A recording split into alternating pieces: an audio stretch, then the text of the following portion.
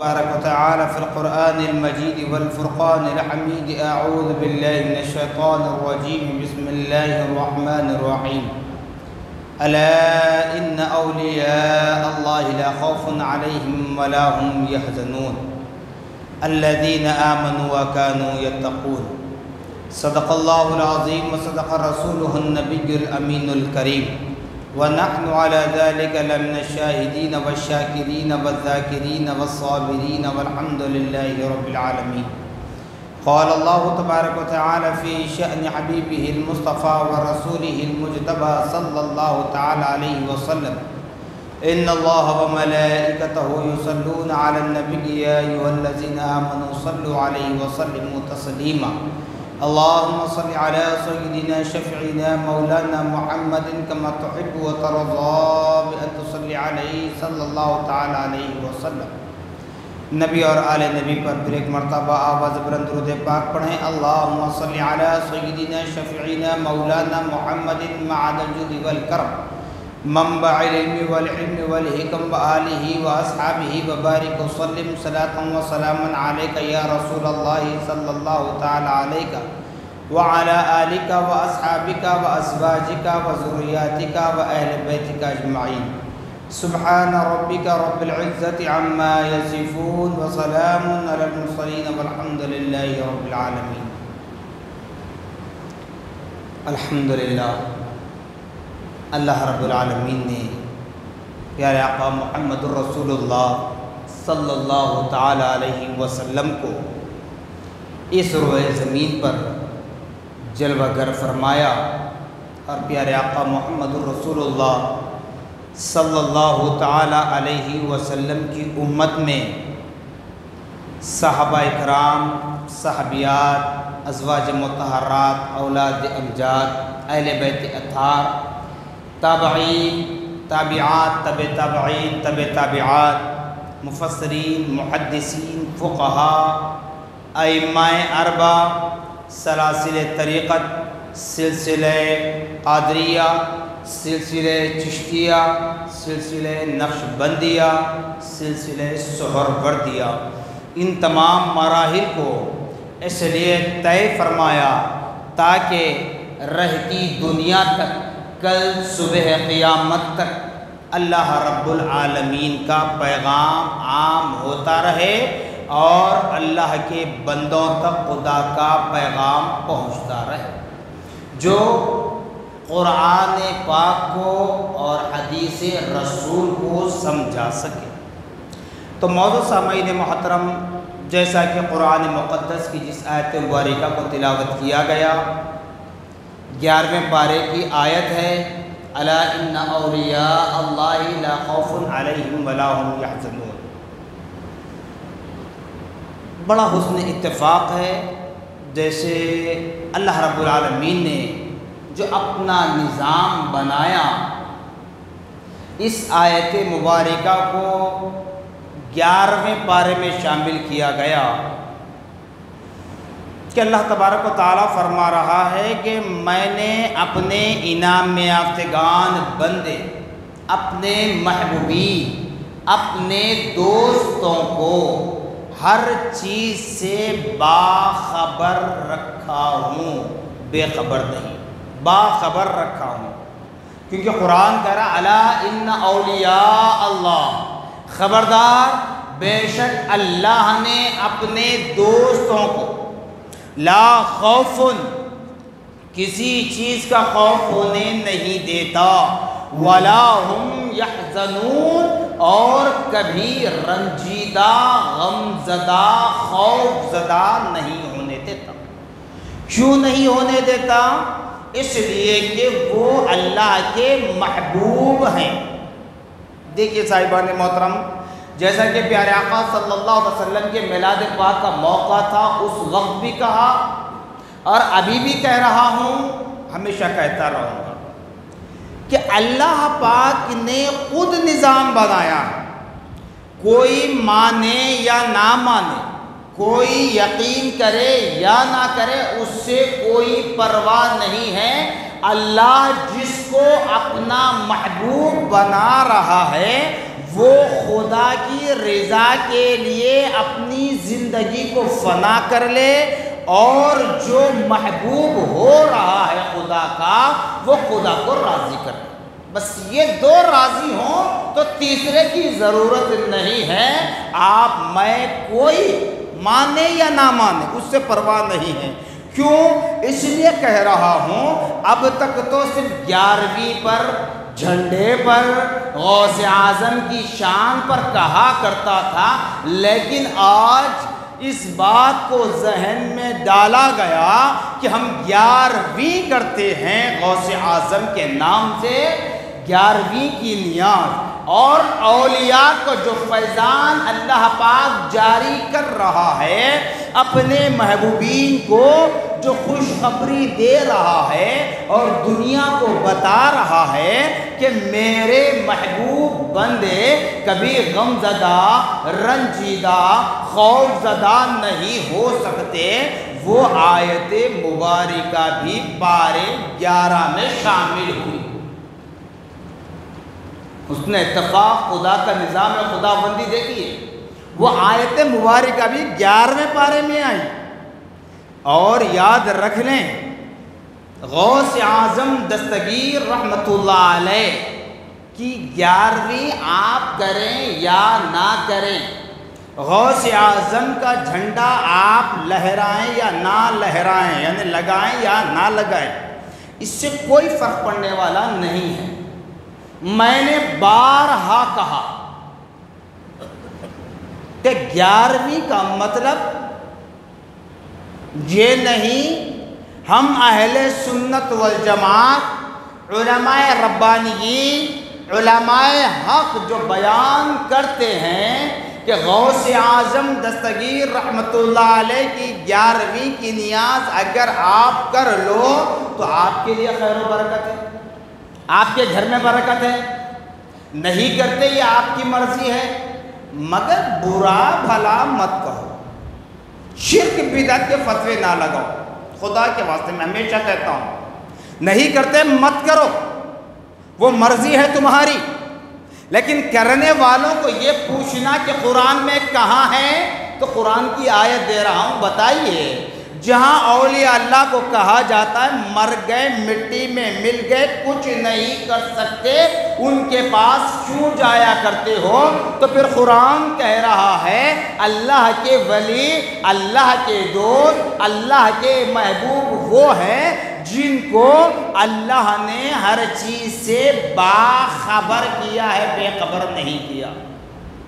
ارے اتنا سوچو، جب تمہیں دنیا کی کرسی مل جائے، دنیا کا عہدہ مل جائے، دنیا کا کوئی پوسٹ مل جائے، دنیا کی کوئی طاقت مل جائے، کوئی قیادت مل جائے، تمہارے ساتھ سیکیورٹی گارڈ ہوتا، تمہارے ساتھ گن مین ہوتا، لیکن اولیاء اللہ کو ان چیزوں کی ضرورت نہیں ہے، چونکہ اللہ نے وعدہ فرمایا ہے کہ یہ میرے محبوب ہیں، ان کو کوئی نقصان پہنچا نہیں سکتا۔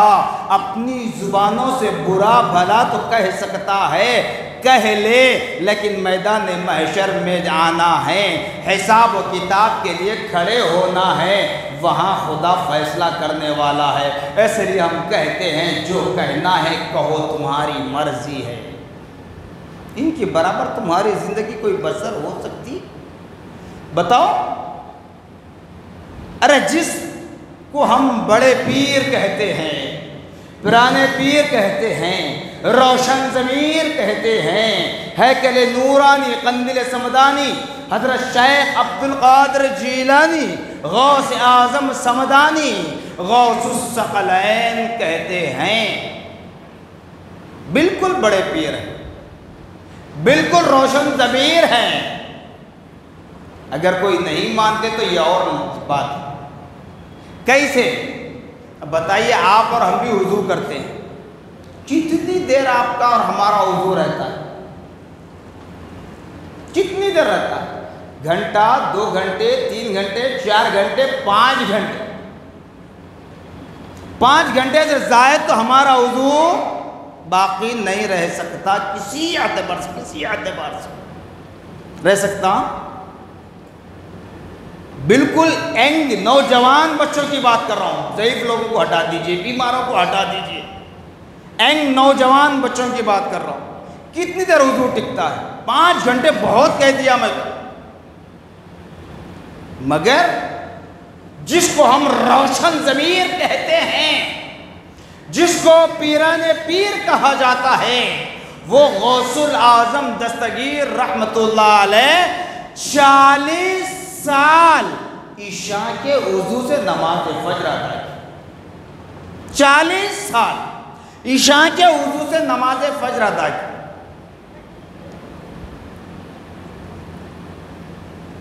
اب کہتے ہیں کیونکہ قرآن نے کہہ دیا، اللہ نے بتا دیا، من شر وسواس الخناس، شیطان انسان کا کھلم کھلا دشمن ہے۔ شیطان کا کام ہے جہاں اس کی بات بن نہ پائے کچھ نہ کچھ چنگاری لگا دے۔ اب ذہنوں ایک بات ڈال سکتا ہے۔ دیکھیے میں کہتا ہوں تو جب آنے والے سوال کو بھی بتاتا ہوں، اس کا آنسر بھی دیتا ہوں، جواب کہ کیا کہ ہو سکتا ہے عبد القادر جیلانی نے عشاء کے نماز کا وقت طویل ہونے کی وجہ سے اخیر وقت میں نماز عشاء ادا کر کے نماز فجر ادا کر لی ہوگی؟ نہیں، بالکل آپ اس دور کے اولیاء سے، اس دور میں جو حضرات تھے ان کی بایوگرافیاں اٹھا کر پڑھیں، وہ تحریر کرتے ہیں غوث اعظم دستگیر رحمت اللہ علیہ اول وقت میں بغداد کی جامع مسجد میں نماز عشاء کی امامت فرماتے اور رات بھر ذکر الہی میں مصروف رہتے اور اسی وضو سے نماز فجر ادا کرتے۔ بتاؤ ہمیں کوئی ایسا نوجوان ہے، ہمیں کوئی ایسا بڑا عالم ہے، زاہد ہے، زہد و تقوی رکھنے والا، عبادت گزار، جو ہم اپنی عبادتوں پر اتراتے ہیں؟ ارے نہیں معلوم ہماری کتنی عبادتیں قبول ہوئی ہوں گی اب تک۔ کیوں؟ ہمارا حال یہ ہے کہ ہم مسجد میں آتے ہیں تو مسجد کے آداب کو ملحوظ نہیں رکھتے، جبکہ مسجد اللہ کا گھر ہے، جہاں اللہ کی مقرر کردہ فرشتے گھیرے ہوئے ہوتے ہیں، وہ نورانی مخلوق ہمارے درمیان ہوا کرتی ہے۔ ہم مسجد میں آتے ہیں، دیوار کو ٹیکا لگا کر بیٹھتے ہیں، یہاں کی نہیں ساری دنیا کی بات کر رہا ہوں، پیر لامبے کر کے بیٹھ جاتے ہیں، جی کوئی سیل فون نکال کے یوز کرتا ہے، کوئی باتیں کرتے ہیں۔ زمین اتنی بڑی ہے، وہاں کوئی بات یاد نہیں آتی، مسجد میں آنے کے بعد بات کرنا ایسی کون سی امپورٹنٹ بات ہوتی ہے، ایسی کتنی خاص بات ہوتی ہے جو مسجد میں آنے پر ہی یاد آئے؟ تو بتائیے اس سے ہمارے اعمال باقی رہتے ہیں یا ضائع ہوتے ہیں؟ ہم نہیں کہہ سکتے کہ ہمارے کتنے سجدے رب کی بارگاہ میں قبول ہے، ہماری کتنی نمازیں رب کی بارگاہ میں قبول ہے، ہمارا کون سا عمل رب کی بارگاہ میں قبول ہے، لیکن اولیاء اللہ کے وہ اعمال ہوا کرتے ہیں کہ ابھی ان کا سجدہ مکمل نہیں ہوتا، اس سے پہلے کہ فرشتے رب کی بارگاہ میں گواہی دیتے ہیں، مولا تیرے فلاں فلاں نیک بندوں نے اتنے سجدے طویل کر دیے، اتنا قیام طویل کر دیے، اتنا رکوع طویل کر دیے، اتنی دعائیں لمبی کر دیے کہ بڑی بڑی لمبی لمبی راتیں ختم ہو گئی، لکھتے لکھتے ہمارے ریکارڈ ختم ہو گئے، مولا اب اس عبادت کا صلہ تو ہی عطا فرما دے، اس عبادت کا گواہ تو ہی بن جا، ہمارے ریکارڈ تو لکھتے لکھتے ختم ہو چکے ہیں مولا۔ یہ ان کی عبادت ہے اور ہماری عبادت ایسی کہ ہم نماز پڑھتے ہیں، میں نے بارہا کہہ دیا جمعہ کی نماز ہماری ادا ہوتی ہے، میں کہہ رہا ہوں صرف یہاں کی اس مسجد کے مصلیوں کے لیے نہیں، ساری دنیا کی ہر مسجد میں جا کر دیکھیے، جیسے ہی 2 رکعت فرض نماز ہوتی ہے، سلام پھیرا جاتا ہے، ابھی دعا بھی ہونے نہیں پاتی اس سے پہلے کہ مسجد سے باہر نکل جاتے ہیں۔ بتاؤ میرے بھائی اتنی تکلیف کیا ہوتی ہے مسجد میں بیٹھنے سے؟ جبکہ آپ نماز پڑھیں گے، قرآن پاک کی تلاوت ہوگی، نماز میں سجدہ کریں گے، سر جب رب کی بارگاہ میں جھکے گا تو تمہارے اندر عاجزی و انکساری پیدا ہوگی۔ نماز میں یہ لذت ملتی ہے، نماز سے خدا کا قرب ملتا ہے۔ ہم مسجد میں بیٹھنا گوارا نہیں کرتے۔ بتاؤ جتنے لوگ 2 رکعت نماز فرض پڑھ کر نکل جاتے ہیں، کیا سب کو ایمرجنسی کام ہوتا ہے؟ بتائیے، ساری دنیا سے سوال ہے۔ پھر کہتے ہیں کہ ہم کو کہا جاتا ہے مول صاحب ہم پر طنز کرتے ہیں، ہم پر یہ پریشانیاں آ رہی ہیں۔ ارے آج اولیاء اللہ کا مقام و مرتبہ اتنا بلند و بالا کیوں ہے؟ کیوں؟ جیسے دوسری آیت میں نے پڑھی، الذین آمنوا وکانوا یتقون، کہ انہوں نے ایمان ہی ایسا لایا، اس طرح ایمان قبول کیا، اس طرح ایمان کو ایکسپٹ کیا کہ وہ صرف اور صرف اپنی زندگی رب کی رضا کے لیے گزارنا چاہتے تھے، وہ زہد و تقویٰ کو اختیار کیے ہوئے تھے۔ ان کے نزدیک اگر کسی چیز کی اہمیت ہے تو وہ خدائے رب العالمین کی رضا ہے، خدائے رب العالمین کی رضا ہے۔ یہاں تک کہ آپ دیکھتے ہیں غوث اعظم دستگیر رحمت اللہ علیہ کیا علاوہ ان کے، یہ تو امام الاولیاء سردار الاولیاء ہیں، علاوہ ان کے ہم جو دیکھتے ہیں کئی اولیاء اکرام کی مزارات پہاڑوں پر، جھاڑوں کے درمیان، جنگل و بیابان میں، کیوں؟ یہ اپنی گھر بار کی ذمہ داریاں ختم کرنے کے بعد خدا کے گھر آ کر جو عبادت کرتے، اس کے بعد تنہائی میں اپنے رب کی رضا حاصل کرنے کے لیے جنگل و بیابان کا راستہ اختیار کرتے، تاکہ دنیا کے لوگوں سے بھی خلل نہ ہو، گھر والوں سے بھی کوئی خلل نہ ہونے پائے۔ ایسی طاقت ہمارے اندر، اتنی طاقت ہے۔ ارے معراج، برات، قدر، رمضان کی متبرک راتیں ہمیں نصیب ہوتی ہیں، جمعہ کا جیسا معتبر دن ہمیں نصیب ہوتا ہے، آدھا 1 گھنٹہ بیٹھ کر ہم عبادت کرنے کے لیے تیار نہیں ہوتے۔ میں نے بارہا کہا کہ میری تقریر سننے کے لیے آنے کی دعوت نہیں دے رہا ہوں۔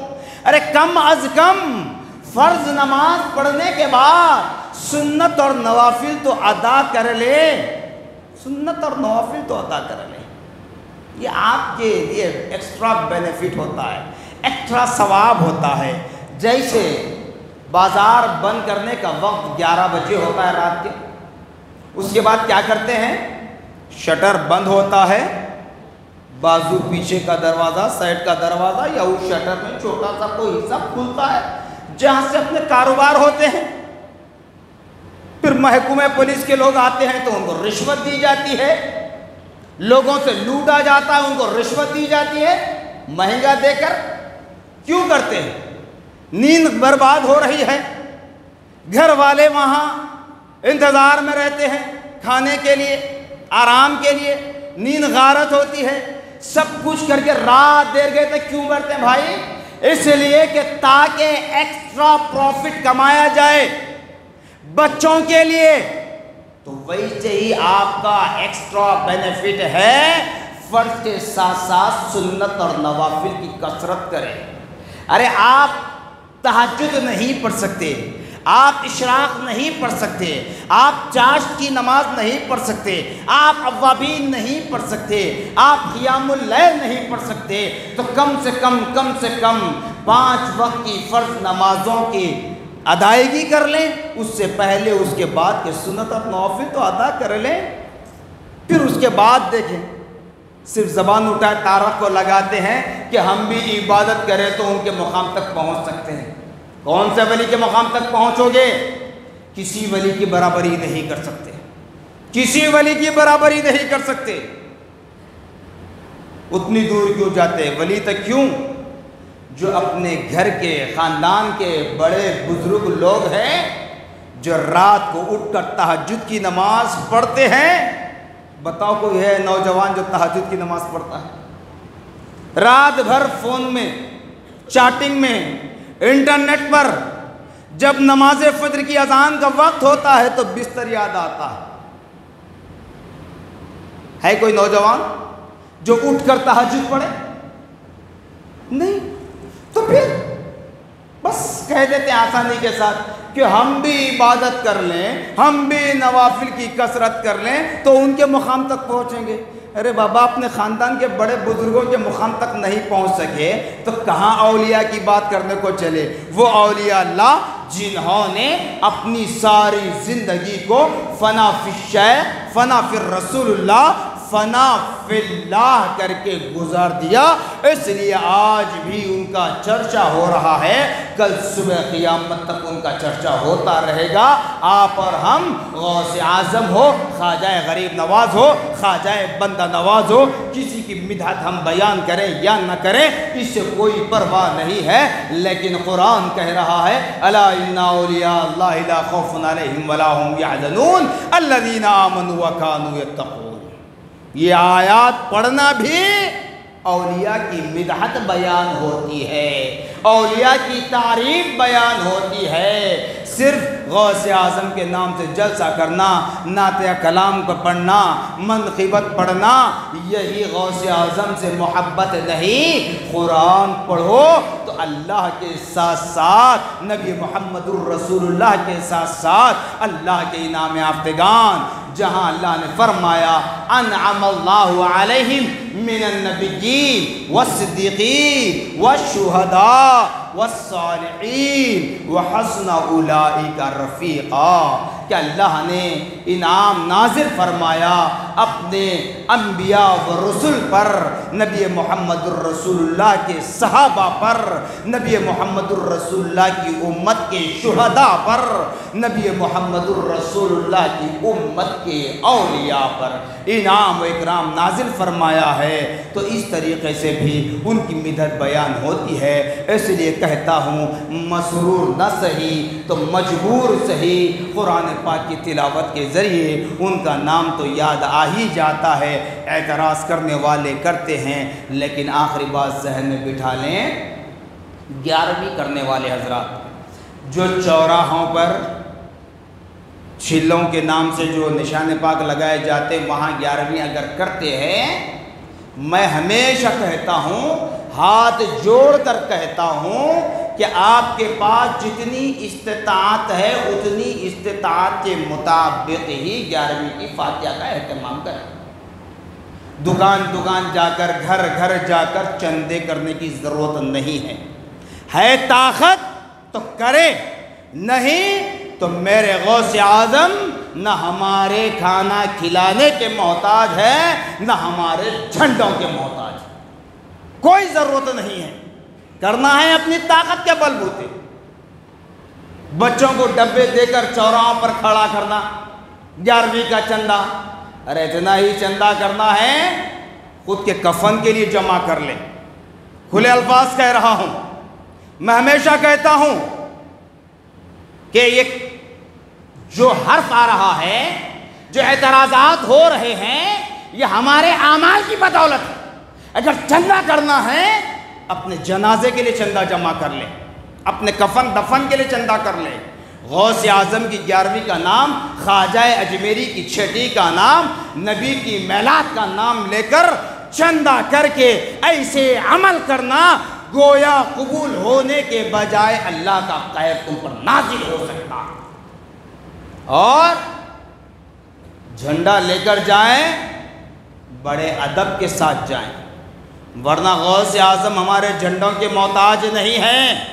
جس طرح میرا خدا بے نیاز ہے اسی طرح نبی کو بے نیاز بنا دیا، اور نبی کی امت کے صحابہ، تابعین، تبع تابعین، شہداء، اولیاء، صالحین سب کو بے نیاز بنایا ہے۔ غوث اعظم تو نبی کی آل ہیں، حسنی حسینی ہیں۔